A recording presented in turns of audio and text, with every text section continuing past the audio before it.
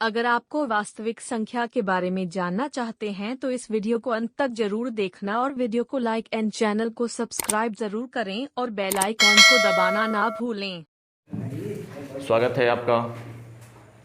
कैसे हैं आप लोग? आइए पढ़ते हैं वास्तविक संख्या, रियल नंबर्स के बारे में। वास्तविक संख्या जो है वे संख्याएं होती हैं जिनमें रेशनल नंबर यानी कि परिमेय संख्या और इरेशनल नंबर यानी कि अपरिमेय संख्या दोनों होते हैं उसके बीच में। यानी कि वास्तविक संख्या की बात करें तो कितनी तरह का होता है?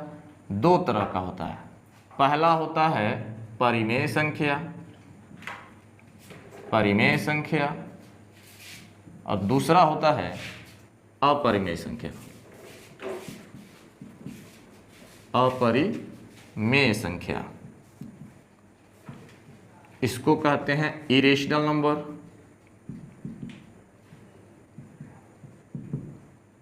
और इसको कहते हैं रेशनल नंबर।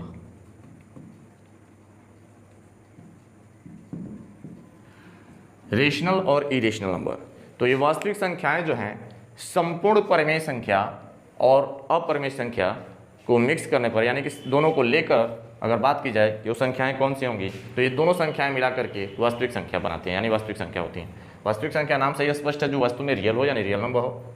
देखिए, अपरिमेय संख्या का कोई विशेष प्रकार नहीं होता है। अपरिमेय संख्या सिर्फ वे संख्याएं होती हैं जिसका वास्तव में अस्तित्व में होना तो होता है लेकिन अस्थायी नहीं होता है, अस्थायी रूप का होता है। जैसे मैं बात करूं पाई की, मैं बात करूं पाई की, या फिर मैं बात करूं रूट की यानी कि करड़ी की। तो जब हम रूट की बात करते हैं, पाई की बात करते हैं, तो पाई का मान भी क्या है? अपरिमेय संख्या है। और वे संख्याएं जो रूट के अंदर होती हैं, रूट से बाहर नहीं निकल पाती हैं, यानी कि रूट के अंदर ही दबोचा रह जाता है। कौन? रूट दबोचा रह जाता है, तो उसको हम क्या कहते हैं? अपरिमेय संख्या कहते हैं, जब रूट से बाहर निकलते हैं। ऐसा क्यों होता है? रूट के अंदर जो संख्याएं होती हैं उसका अगर हम मान निकालें, उसका हम मान निकालें तो अनंत तक जाती हैं, यानी कि फाइनली उसका मान निकल नहीं पाता है, कट ही नहीं पाता है, और ना ही वो रिपीटेड होता है, यानी कि मतलब आवर्ती भी नहीं होता है, और ना ही वो पूरी तरह से विभाजित होता है, यानी कि पूरी तरह से डिविजिबल भी नहीं होता है। तो इस तरह के कंडीशंस में जो संख्याएं होती हैं, जो दशमलव के बाद से दशमलव प्रसार उसका रुकता ही नहीं है, दशमलव प्रसार उसका बढ़ता ही जाता है, बढ़ता ही जाता है, बढ़ता ही जाता है। चाहे आप किताब क्यों ना भर दो, कॉपी क्यों ना भर दो, बुढ़ा जाओ एकदम उसको काटते काटते, विभाजित करते करते, लेकिन वो खत्म नहीं होने वाला है। तो इस तरह के कंडीशंस में जो संख्याएं आती हैं उसको हम क्या कहते हैं? अपरिमेय संख्या कहते हैं। पाई का मान आप सब जानते हैं 22/7 नहीं होता है, 22/7 उसका निकटतम मान लिया जाता है, मान लिया जाता है। अगर 22/7 की हम बात करें तो 22/7 क्या है? आपका परिमेय संख्या है। लेकिन अगर हम पाई की बात करें तो पाई क्या है? अपरिमेय संख्या है। इसका मतलब यह है कि पाई का मान कुछ और होगा, 22/7 नहीं होगा। बात करते हैं परिमेय संख्याएं की। परिमेय संख्याएं कौन कौन सी संख्याएं होती हैं? तो परिमेय संख्याएं उन सभी संख्याओं को हम लोग बोलते हैं जो काउंट करने में जोड़, घटाव, प्लस, माइनस, जो p/q के रूप में होता है, सब मतलब ऊपर बटा नीचे, यानी ऊपर बटा नीचे का मतलब अंश अपान हर के रूप में भी लिखा जा सकता हो, उसको हम क्या कहते हैं? परिमेय संख्या कहते हैं। तो परिमेय संख्या का जो रूप होता है इसी रूप का होता है, यानी इसका रूप होगा p/q का। क्या होगा? p/q का रूप होगा, और यहाँ पे q is not equal to 0 होना चाहिए। q is not equal to 0 होना चाहिए, यानी कि q 0 के बराबर नहीं होना चाहिए। अगर q 0 के बराबर हो जाएगा तो फिर उसका मान, नीचे का मान जब 0 हो जाएगा तो उसका मान क्या होगा? अनडिफाइंड हो जाएगा, यानी कि अपरिभाषित हो जाएगा, और हम फाइनली p/q की कल्पना नहीं कर सकते हैं। p/q की कल्पना नहीं कर सकते हैं। क्यों? क्योंकि जो है p/q की कल्पना कैसे करेंगे जब नीचे 0 हो जाएगा। तो कहने का मतलब ये है कि जिन संख्याओं को हम लोग p/q के रूप में लिखे जा सकते हैं, लिख सकते हैं, उसको क्या कहेंगे? जिन संख्याओं को हम p/q के रूप में लिख सकते हैं उसे परिमेय संख्या कहते हैं। ठीक है, उसको क्या कहते हैं? परिमेय संख्या कहते हैं। परिमेय संख्याएं में, परिमेय संख्याओं की अगर हम बात करें तो इसमें बहुत सारी संख्याएं आती हैं। सबसे पहले तो परिमेय संख्या में आपका आता है इंटीजर। इंटीजर आता है। क्या आता है? इंटीजर। तो इंटीजर की अगर हम बात करें, इंटीजर मतलब पूर्णांक, पूर्णांक, पूर्णांक, इंटीजर, इंटीजर। इंटीजर की अगर हम बात करें तो इसमें वे सभी संख्याएं आती हैं जिनको हम लोग गणना करने में यूज करते हैं, और उसके साथ साथ प्लस, माइनस, 0 मतलब पूर्णांक, ऋणात्मक संख्या, धनात्मक संख्या, इन सभी संख्याओं के बारे में हम किस में पढ़ते हैं? पूर्णांक में ही पढ़ते हैं। तो अभी मैं पूर्णांक के बारे में बताता हूँ, फिर उसके बाद से हम लोग और भी संख्याओं के बारे में पढ़ेंगे। पूर्णांक का मैं चार्ट बना रहा हूँ, ग्राफ बना रहा हूँ। देखिएगा ये नंबर्स लाइन है, अगर ये नंबर्स लाइन है तो बीच में क्या होगा, 0 होगा। इधर चलेंगे प्लस में तो 1 मिलेगा, 2 मिलेगा, 3 मिलेगा, 4 मिलेगा, देखिए 3 मिलेगा, 4 मिलेगा, डॉट डॉट डॉट डॉट ऐसे मिलेगा। और इधर चलते हैं तो माइनस में 1 मिलेगा, माइनस में 2 मिलेगा, माइनस में 3 मिलेगा, माइनस में 4 मिलेगा, डॉट डॉट डॉट डॉट ऐसे बहुत सारी संख्याएं मिलेंगी। ये सबको क्या कहते हैं, इन सबको कहते हैं पूर्णांक। क्या कहते हैं, पूर्णांक कहते हैं। क्या कहते हैं, पूर्णांक। इन सबको क्या कहते हैं, पूर्णांक कहते हैं। क्या बोलते हैं, पूर्णांक बोलते हैं। पूर्णांक जो है माइनस में लेकर प्लस में, माइनस से लेकर के प्लस तक की सभी संख्याएं जो नंबर्स लाइन पे होते हैं उसको हम क्या कहते हैं, पूर्णांक कहते हैं। तो यानी माइनस में कोई भी संख्या दिया हो, प्लस में कोई भी संख्या दिया हो, 0 हो, इन सभी संख्याओं को क्या कहते हैं, पूर्णांक कहते हैं। देखिए पूर्णांक जो है, अगर हम इसको बात करें 1 से शुरू होने वाली संख्याओं को, 1 से शुरू होकर के अगर अनंत तक जाता है, कहाँ तक जाता है, प्लस में इनडिफाइंड यानी कि अपरिभाषित तक जाता है। ये प्लस में है, ये माइनस में है। ये क्या है, सिंबल है। सिंबल किसका है, अनडिफाइंड का है, यानी कि अपरिभाषित का सिंबल है, अपरिभाषित का सिंबल है।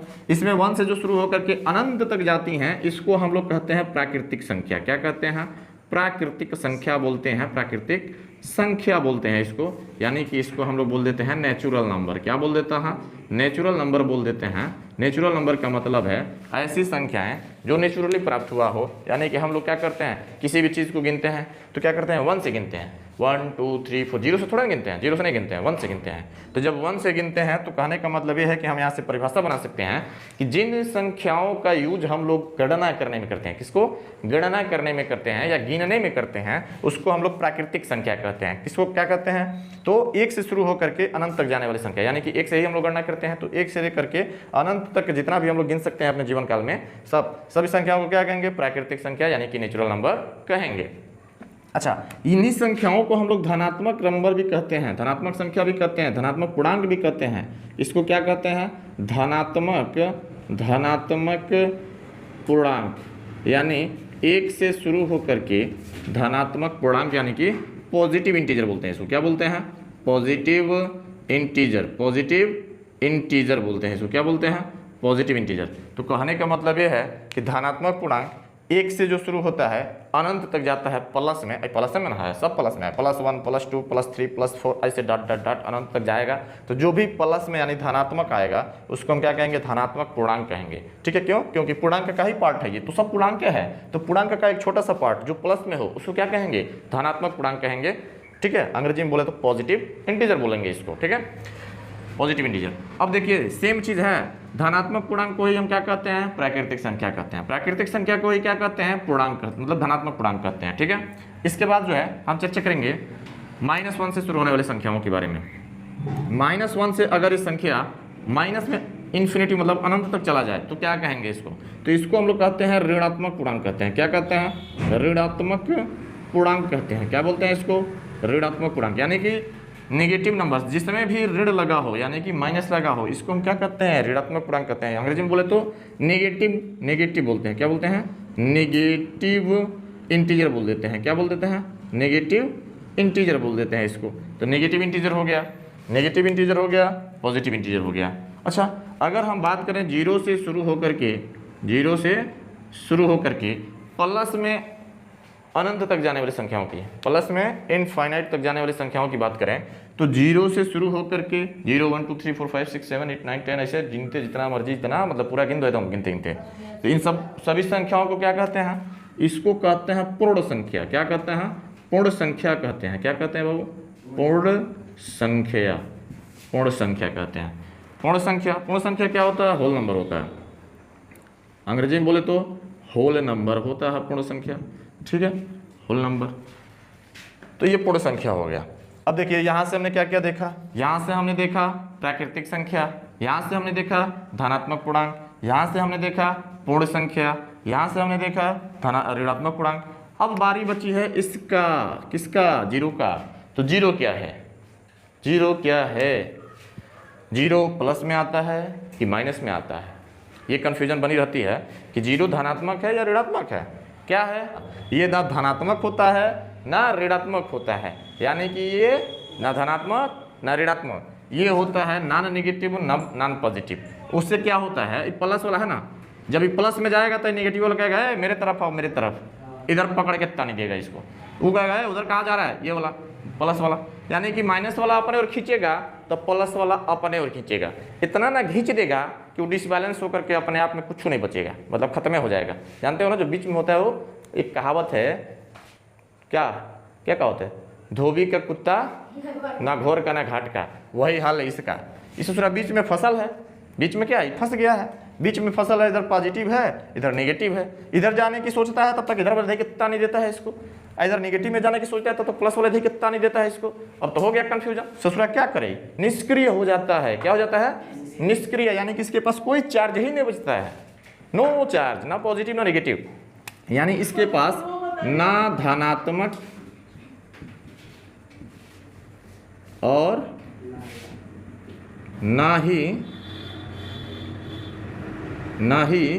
ऋणात्मक, ठीक है, ना धनात्मक होता है ना ऋणात्मक होता है, मतलब ये ना धनात्मक होता है ना ऋणात्मक, सीधे सीधे से बताते हैं, नॉन नेगेटिव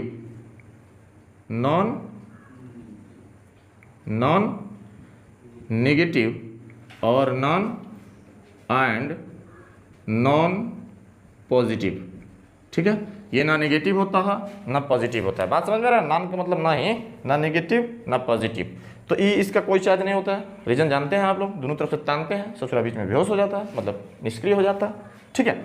अभी जो है ये हम लोग पढ़े हैं पूर्णांकों के बारे में। किसके बारे में पढ़े हैं, पूर्णांकों के बारे में।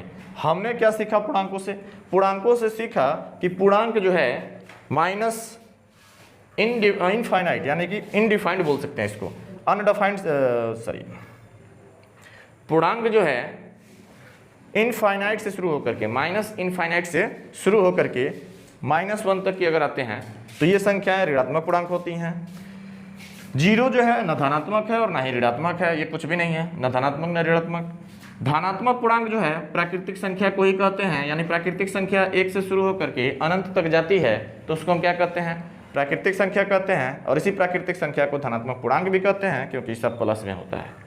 जीरो को शामिल कर लेते हैं अगर प्राकृतिक संख्या में, अगर प्राकृतिक संख्या में जीरो को शामिल कर लेते हैं, ये 1 2 3 4 जो है 1 से शुरू होने वाली प्राकृतिक संख्या, इसमें अगर जीरो को शामिल कर लेते हैं तो उस सभी संख्याओं को पूर्ण संख्या कर सकते हैं।